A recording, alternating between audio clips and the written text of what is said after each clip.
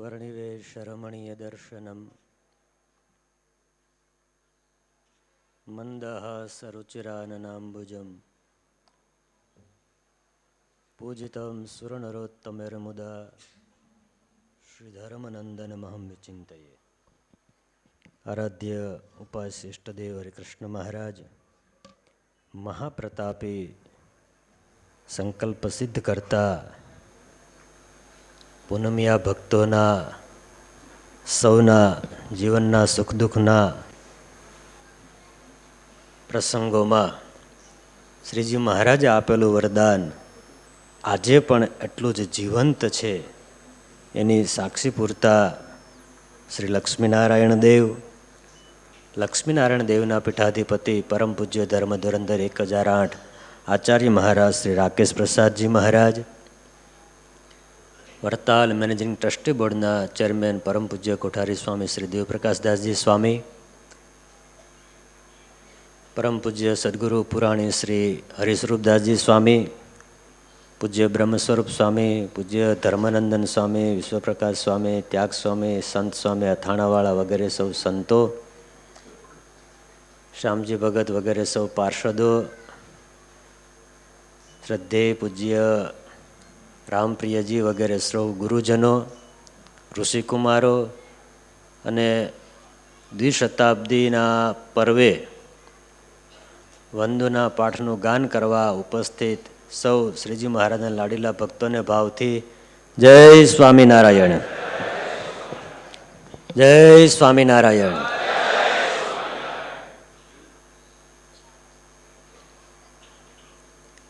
આજનો દિવસ ખરેખર તો વંદુનો પાઠ કરી અને આત્મામાં આનંદ માણવાનો દિવસ છે. આજથી બરોબર 200 વર્ષ પહેલાં ગઢપુરની અંદર ભગવાન સ્વામિનારાયણની આજ્ઞાથી પ્રેમમૂર્તિ પ્રેમ સખી પ્રેમાનંદ સ્વામીએ ધ્યાનની ગરબીઓ કહેતા વંદુ સહજાનંદ સ્વરૂપ અનુપમ સાર નેરે લોલ આ 8 પદનું ગાન કરેલું. એમણે જ્યારે આ ગાન કર્યું ત્યારે ભગવાન સ્વામિનારાયણ વચનામૃતના પાને એમ બોલ્યા કે અમને એમ થાય છે જે ઊભા થઈ અને એમને સાષ્ટાંગ દંડવટ કરીએ. આટલી પ્રેમભીની ભક્તિસભર રચના નંદ સંતોએ શ્રીજી મહારાજને નજર સમક્ષ રાખી અને અનેક રચનાઓ કરી છે. દરેક રચનાઓ મહારાજને વાલી છે, પણ વંદુ સહજાનંદ સ્વરૂપ એ પદનું જ્યારે ગાન થયું ત્યારે ખરેખર આપણે કોઈએ લખ્યું હોત તો આપણે વિચારત, પણ સ્વામિનારાયણ ભગવાન પોતે એમ કહે છે કે અમને ઊભા થઈને વંદન કરવાનું મન થાય. એવી અદ્ભુત ચમત્કારિક સંપ્રદાયમાં સૌથી ચમત્કારી રચના કેવી હોય તો એ વંદુ સહજાનંદ સ્વરૂપ આ પદને આપણે કહી શકીએ. ચમત્કારી એટલા માટે કહી શકીએ કે એમાં જેમ વેદની અંદર પરમાત્માના સ્વરૂપનું વર્ણન છે એવી જ રીતે બધા જ પદોમાં ભગવાનના સ્વરૂપનું વર્ણન છે. હરિસ્વરૂપ સ્વામી રાજકોટ ગુરુકુળથી વર્ષો પહેલાં મહાપુરુષદાસ સ્વામી, રામજીભાઈ જોશી, પછી જે પાછળથી મહાપુરુષાનંદ સ્વામી અને મહાપુરુષ દાસજી સ્વામી થયા, એમનું જીવન કવન માવદાન કવિના સમયમાં છપાયેલું હશે એને રિપ્રિન્ટ કર્યું. રિપ્રિન્ટ કરી અને એ પ્રત બહાર પડીને એટલે નવું પુસ્તક આવે એટલે હું વાંચતો, ગ્રંથ વાંચતો તો એમાં ગોપાળાનંદ સ્વામી વડોદરા વાડી મંદિરની અંદર કોઈ ગઈકાલે જ શિવરાત્રિ ગઈ તો શિવજીની પ્રતિષ્ઠા કરવી હતી. સ્વામીને કોઈએ એમ કહ્યું કે સ્વામી આજના દિવસે ભૂદેવો બીજા કોઈ કાર્યમાં રોકાયેલા છે. ગોપાળાનંદ સ્વામીને કહે કે સ્વામી આપણે પ્રતિષ્ઠા બીજા કોઈ દિવસે કરવી પડશે. ત્યારે સ્વામી એમ કીધું કેમ? તો કે વેદ મંત્રના નાદથી પ્રતિષ્ઠા વિધિ થતી હોય છે, તો સ્વામી કે હું એક ભૂદેવને બોલાવું, એ વેદ મંત્રનું ગાન કરે તો તમને કાંઈ વાંધો? એટલે વડોદરાના હરિભક્તો એમ કહ્યું, સ્વામી અમને કાંઈ વાંધો નથી. એમણે એમ કહ્યું, અમને કંઈ વાંધો નથી. એટલે સ્વામીએ રામજી જોશીને બૂમ પાડી. રામજી જોશી આવ્યા અને ગોપાળાનંદ સ્વામીએ રામજી જોશીને એમ કહ્યું કે 8 વેદનું ગાન કરો. એટલે મેં પેન લીધી, ઓલું પ્રિન્ટિંગ ના હોય ને એના તરત કરેક્શન કરવા જોઈએ, એટલે 8ની જગ્યાએ 8 ચેકી 4 કર્યું. વેદ કેટલા છે? વેદ કેટલા છે? એટલે મેં ચેક્યું, 4 કર્યું, પછી આગળ વાંચ્યું. આગળ વાંચ્યું ને તો એમાં એવું આવ્યું કે રામજી જોશીએ શ્રીજી મહારાજને સંભાળી વંદુ સહજાનંદ સ્વરૂપ આ 8 પદનું ગાન કર્યું. એટલે ફરી પાછી પેન લીધી અને 4 લખ્યું હતું એ કેન્સલ કરીને 8 હતું એ ઓકે કર્યું. મારા મનમાં એમ થયા કરતું હતું કે ગોપાળાનંદ સ્વામી એ બ્રહ્મસૂત્ર ઉપર ભાષ્ય કરે, ઉપનિષદ ઉપર ભાષ્ય લખે. જય સ્વામિનારાયણ. ગોપાળાનંદ સ્વામી બ્રહ્મસૂત્ર ઉપર ભાષ્ય લખે, શ્રુતિ શિરસ્ક ઉપનિષદ ઉપર ભાષ્ય લખે, ગીતાજી ઉપર ભાષ્ય લખે. એ આવું બોલ્યા હશે? પછી અમે જ્યારે થીસીસમાં અને હું એમ માસ્ટરમાં હતા રામાનુજ વેદાંતમાં, ત્યારે રામાનુજ સંપ્રદાયના એક બહુ મોટા પંડિત, એમને મને ભણાવ્યું બહુ દિલથી. એટલે પછી મેં એક દાડો પૂછ્યું, મેં કીધું ગુરુજી એક પ્રશ્ન મનમાં મૂંઝવણ કરે છે. મેં કીધું શું?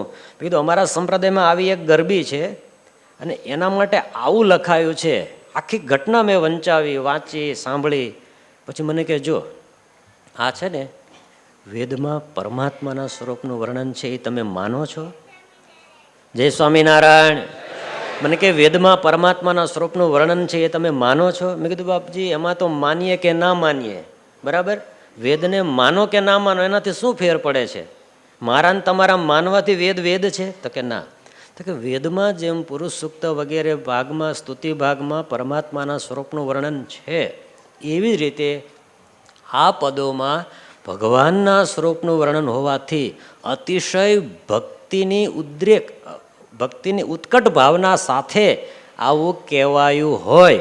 અને કોઈ અમારા કે સાઉથની અંદર સંસ્કૃતના મંત્રોનું ગાન પણ થાય છે અને આલવારોએ જે ત્યાંની સ્થાનિક ભાષામાં જે સ્તુતિઓ લખી છે, સ્તુતિ તો પરમાત્માની છે, ભાષા સંસ્કૃત મહાન છે, પણ બીજી ભાષામાં કોઈ પરમાત્માની સ્તુતિ કરે તો પરમાત્માને નથી ગમતી એવું મનાય નહીં. એણે બહુ દિલથી મને એવું કીધું કે જો ભક્તિભાવથી એવું કહેવાયું છે તો એમાં કંઈ જ ખોટું નથી. અને આશ્ચર્યની વાત કહું કે એ જે વંદુના પદનો પ્રભાવ છે એ કેવો છે, તો કદાચ હું રોજ પૂજામાં વંદુનો એક પાઠ કરું, પુસ્તક રાખીને કરું. લગભગ 94-95માં નિત્ય નિયમની પુસ્તક બનાવી હતી.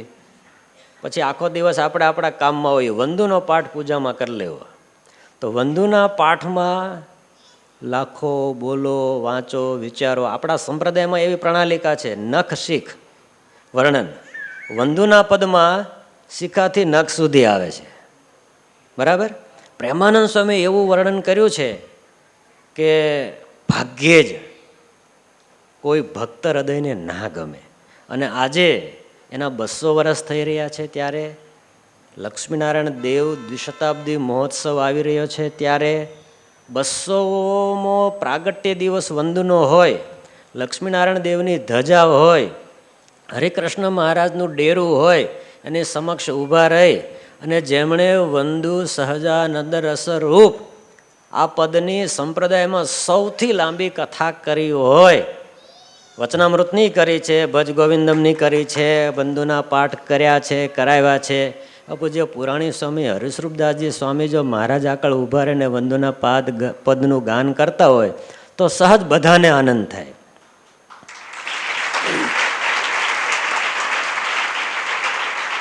પૂજ્ય માધવપ્રિય સ્વામીને આ ક્ષણે યાદ કરીશ. એમણે એક વેદ સંમેલન કર્યું હતું, હમણાં 2-3 મહિના થયા હશે. વૈદિક સંમેલનમાં અમે ગયા હતા અને પુરાણી સ્વામી ત્યાં હતા હરિસ્વરૂપ સ્વામી, મેં કીધું વંદોની કથા કરી છે યાદ છે? તો કે હા. મેં કીધું 200 વર્ષ આવે છે યાદ છે? તો કે હા. મને કે એટલે? મેં કીધું એટલે વંદુના પદનું ગાન કરવા વડતાલ આવજો.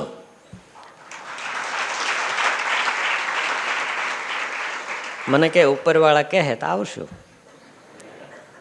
એટલે એને જેને ઉપરવાળા ગણ્યા હોય એને ડેરાવાળા કહે તો આવશું એમ બોલાવશે. તો એટલે મેં વચ્ચેનો રસ્તો લીધો.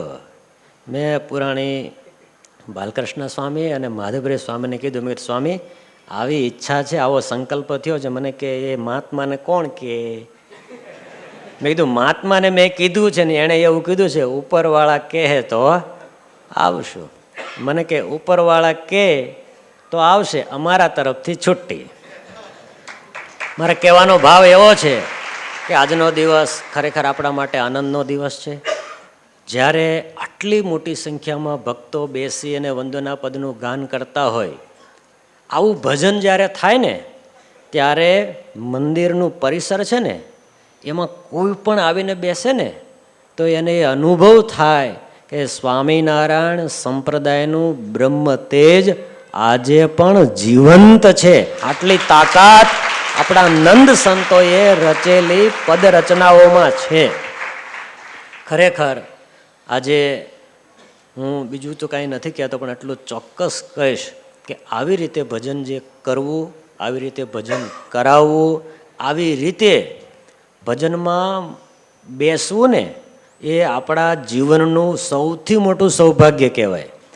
10 પાઠ થયા છે. 10 પાઠમાં કદાચ એમ ગણીએ આપણે કે મહારાજના સ્વરૂપમાં 10-10, 8-8 પદમાં એક ધારી વૃત્તિ ના રહી હોય. ક્યાંકમાં વંદુ સહજાનંદમાં યાદ રહ્યું હોય, ક્યાંકમાં ત્રિવળી યાદ રહી હોય, ક્યાંકમાં નખકમળ યાદ રહ્યા હોય. એમ એક પાઠ તો એવો થયો જ હશે કે જેમાં મહારાજનું સંપૂર્ણ સ્વરૂપ આપણને સ્મૃતિમાં રહ્યું હોય. નંબર 1. નંબર 2, માની લો કે નથી યાદ રહ્યું તો આ જે ભગવાનને સંભાળીને એ ગરબીઓ ગાતા હોય એની વચ્ચે બેસવા મળે ને તો વચનામૃતની સાક્ષી એમ કહેવાય તો પણ બેડો પાર થઈ જાય. આજે હરિકૃષ્ણ મહારાજના ચરણોમાં આટલી પ્રાર્થના કરીશું. મહારાજ, આ સંપ્રદાય, આ સત્સંગ તમારો છે. તમે જ એને જીવંત રાખો છો. તમે જ એને ભજન ભક્તિનું બળ હરિભક્તોને પણ તમે આપો છો અને આવા સંતોને ભજન કરાવવાની પ્રેરણા પણ તમે જ આપો છો. તો આજે આપણો સત્સંગ છે એ લીલોછમ છે. વધુ ને વધુ નવપલ્લવિત બની રહે એવા હરિકૃષ્ણ મહારાજ, લક્ષ્મીનારાયણ દેવ, આચાર્ય મહારાજને સૌ સંતો આપણને આશીર્વાદ આપે અને વધુ ને વધુ વંદના પદના માધ્યમે મહારાજના સુખના આપણે ઉપભોક્તા બની શકીએ એવી કૃપા કરજો. એટલી પ્રાર્થના સાથે જય સ્વામિનારાયણ.